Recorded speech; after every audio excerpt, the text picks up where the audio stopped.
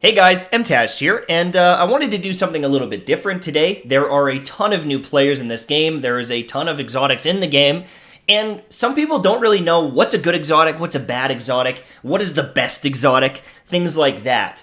Now, I wanted to give you kind of my top 10 list for exotics, and I use one kind of main principle. Use it and abuse it. How many times can I abuse this exotic? How many times can I get that effect to proc? How much value is it bringing? The more it brings, the more classes I can use it on. Typically, the more I value that exotic, the more I feel like it's a good exotic. But there might be some here and there that stand out or maybe are better, even though it's a class-specific one. But I want to get into this and just kind of warn you that this is opinion-based, okay? There might be an exotic in here that's really cool. For example, Lion Rampant allows you to do some cool mobility stuff. You can hip fire with different weapons, and it's more accurate, and someone might love Lion Rampant. That's fine. You can actually use and abuse this a lot. But in my playstyle and the way I look at it, I think that this is a very average exotic compared to many others. That's just me, though. So if you love Lion Rampant, if you love Peacekeepers because you like using SMGs, that's fine. Don't worry about it. I'm just going to give you some recommendations for other exotics. So I've wasted enough of your time introing this. Let's go.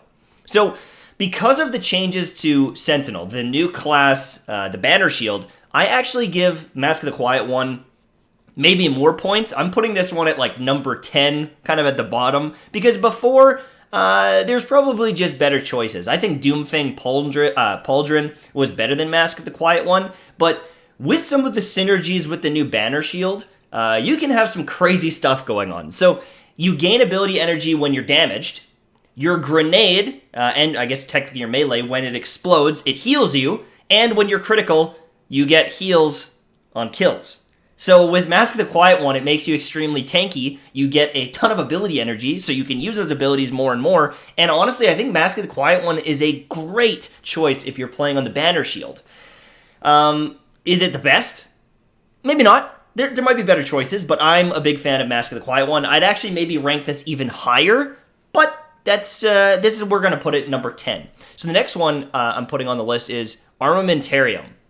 Now, this one is number 9 on the list. It could be much higher. If you like using grenades, this essentially just gives you an additional grenade. However, I don't value this as much as I used to in Destiny 1 because I find grenades are a little bit weaker. They have recently been buffed and they're better in PvP than they were, but the issue with grenades is they tend to take quite a bit of time to cool down and get them back. And I feel that there's a lot of downtime when I'm not using this and I'm not getting that double grenade off. I think on something like the Banner Titan, again, it can be pretty good. I just don't value it. I don't see it as being amazing. But you can't deny that having an extra grenade when you're doing a burn, a solar burn or an arc burn or something like that, having that extra grenade is awesome. But, I mean, there are situations such as the Striker Titan where you can have double grenades anyways, so, I don't know. I don't love it. Now, the next one on the list, this one might be controversial, okay? This one might be controversial. CREST of Alpha Lupi. Or Alpha Lupi, whatever you want to call it. Now, this is one of my first exotics that I ever got, period, in Destiny. I had it back in Destiny 1, and I've got it as my first or second exotic in Destiny 2. Now, the heal... Casting your barricade heals you. It isn't that strong, but they did recently buff it. But making more orbs from your super is always a good thing. I personally like this because it's more of a team play kind of thing. I can give everyone else supers, and it saved my ass enough that I actually like this. I think that this is probably a bad exotic, but as a personal exotic, something that I like to use, I've had good effects with it, it saved my ass enough. For whatever reason, I feel like this brings value, because you can use it on any class. It's going to give you that split-second heal that you're going to need to save your life. And if you're doing something like a Nightfall, and you're getting melted by enemies, it might be just enough to save the run, or stop you guys from wiping, or whatever it might be. So I'm a big fan of that one. Next one up is the Doomfang Pauldron. Now, this one is awesome. With the Horns of Doom, you get melee kills recharge your shield throw. So when you're in your super, you get a shield throw, which extends your super on hits, which is pretty awesome. And melee kills give you super energy, and it's quite a bit. And so what I'm finding is when you mix the kind of the passives of the banner shield as well as it, hold on, just before I continue. You notice how many times I say banner shield? Banner shield is just better at everything than all the other sentinel classes. So that's why I keep bringing it up. But anyways, void melee kills give super energy, which is awesome. And when you're in your banner shield, when you punch something, it tends to explode and cascade out. So not only are you going to get super energy from that melee kill, but you're also going to get all of your abilities from the passive in that banner shield sentinel class, which is awesome. I love it. The synergies with this, the amount of super you generate, the ability energy you get, I'm a big fan. I'm a big fan. I like the Doomfang Pauldron. I think it brings a lot of value to the table.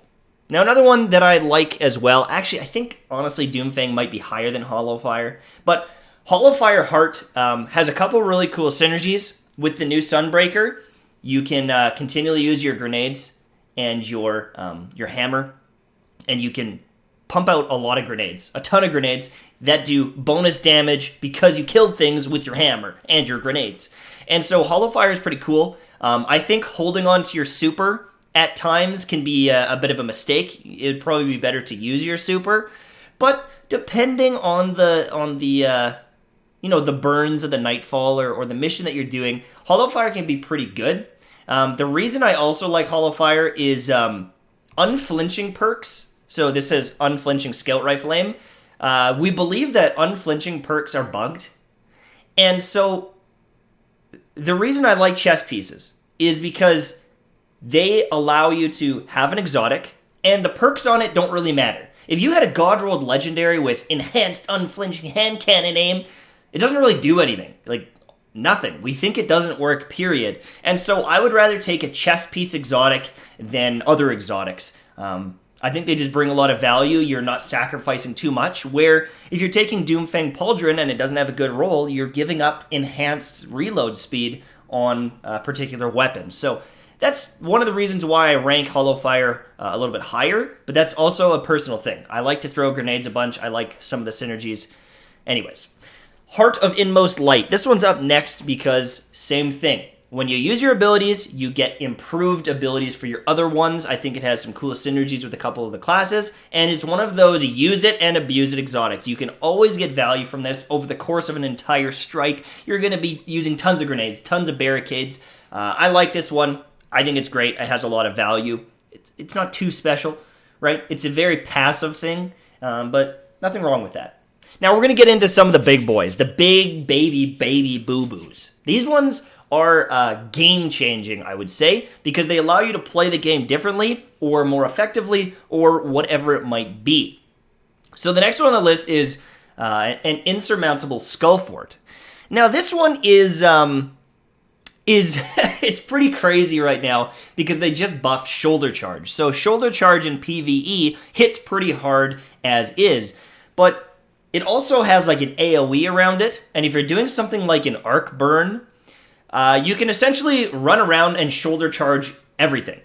When you shoulder charge them, you get health back and your shoulder charge back, and you can literally just be a human rocket launcher. You just shoulder charge and shoulder charge and shoulder charge, and there's nothing that the PvE enemies can do about it. They just kind of stand there like, oh fuck, the Titan's coming for me! And you wipe everything out. It's probably one of the fastest ways to clear some missions if there's an arc burn, and you just kind of sprint through, especially on PC with there's Titan skating, because you can just zoom around smashing things. In PvP, it's also pretty damn good, and that's one of the reasons I rank this higher than others, is because it has value pretty much everywhere. This might even be in the top 2, top 3, depending how you like to play, but Skull Fort is awesome overall. Now, the next one on the list is Syntheseps. Now, the reason I like Syntheseps so much is because when you are surrounded by enemies, you can essentially one-hit people in PvP. It doesn't happen often, but it can happen. In PvE, same thing, you can punch things, but it's the buffed melee range that's the big thing here. If you're fighting someone that doesn't have Syntheseps, you can outplay them in ways that are pretty ridiculous because they can't lunge at you the way you can lunge at them. Some of the outplay potential of Syntheseps is amazing, and with the melees getting buffed in game, it just makes this an obvious choice if you want to run around and punch shit.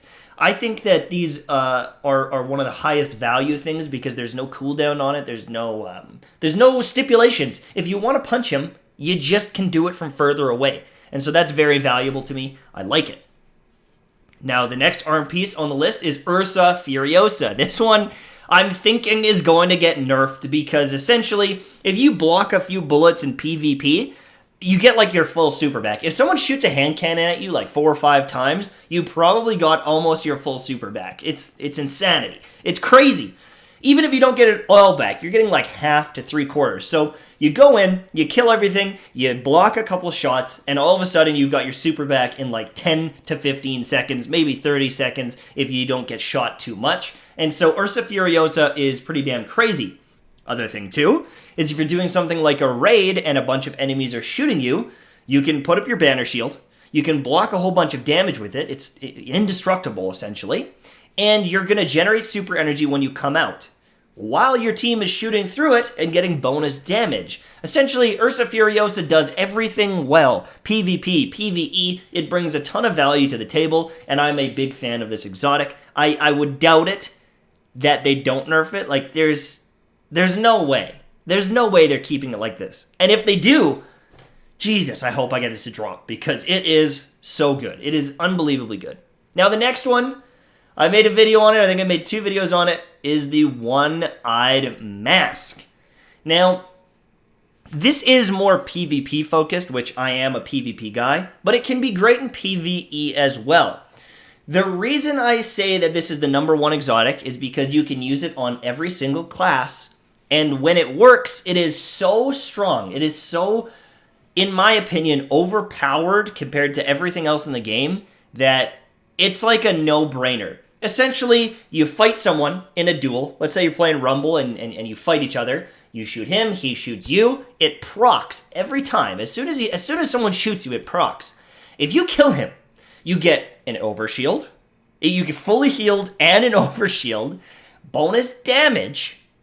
And if that wasn't enough, the second he shoots you, it tracks him like Foe Tracer through walls around the map for like 20 to 30 seconds.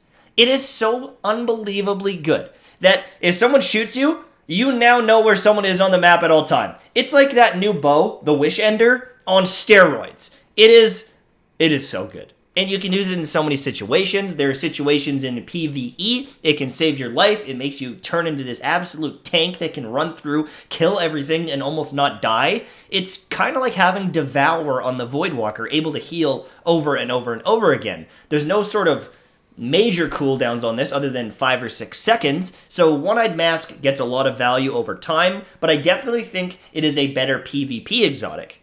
I mean, even Ursa Furiosa has more value in PvE, I think, than One-Eyed Mask. If you're looking at supers, if you're looking at overall destruction, but if you're looking at how many times you're using your primary weapon and your shotguns and things like that, you're probably going to get One-Eyed Mask to proc almost constantly during a strike or a raid, and so this one for me is kind of a high value, no-brainer type thing. You know, I can shoulder charge everything with Skullfort, but there might be times that it's going to get me killed if I go in there and do it. So, you know, it's a very opinionated topic here. There's so many facets. There's so many builds. There's so many different ways you can use the same exotic or optimize the same exotic, right? And so, as I said before, these are my opinion, right? There's other cool ones out there. You know, if you like to use auto rifles, Axiom War Rig is really cool. If you're getting into some melee duels, Feedback Fence is pretty cool. But I don't see them as powerful as the other ones.